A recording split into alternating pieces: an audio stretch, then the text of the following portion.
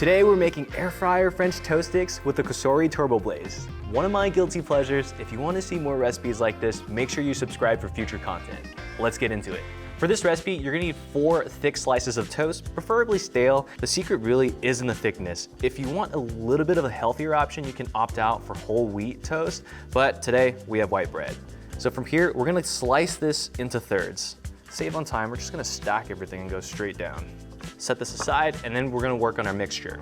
So into this bowl, we have 2 eggs, milk. For milk, if you're lactose intolerant like me, you could use a lactose-free milk, or you could even mix it up and go low fat, full fat, whatever you're feeling. Maple syrup, again with the syrup option, you can actually go for a low sugar syrup or full sugars if it's your cheat day. Vanilla extract, and a pinch of salt.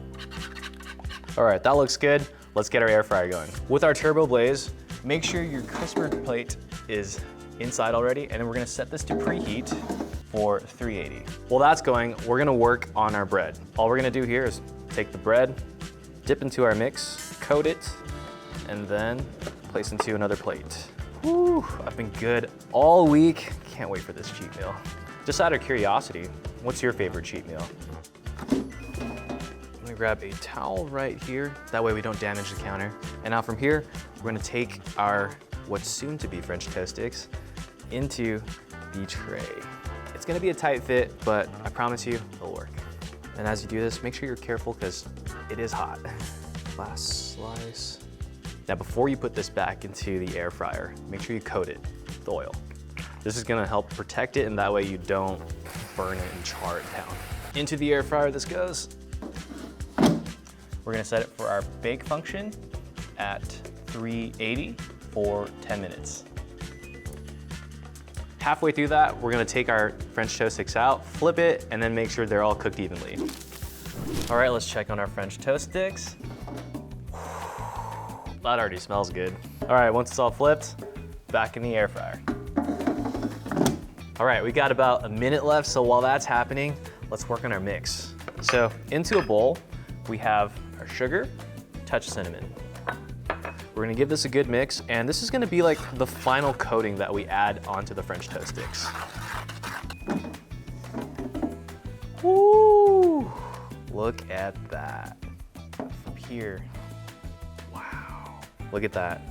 Perfectly crunchy and still tender in the middle. So from here, we're gonna take our French toast sticks, dredge it through our mix. Actually, I kinda wanna try this.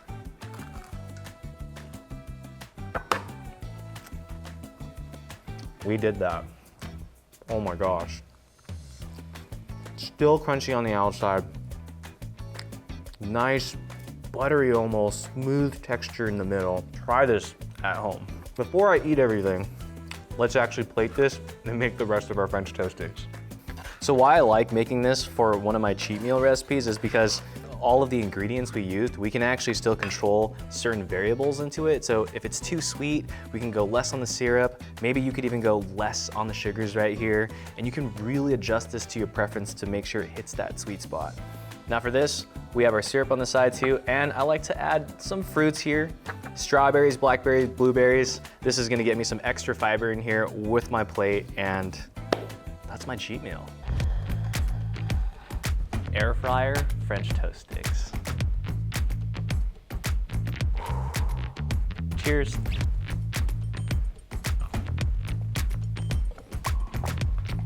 The perfect crunch, flavor, everything's all there. And we did this at home. You don't have to go out anymore. Air fryer French toast sticks.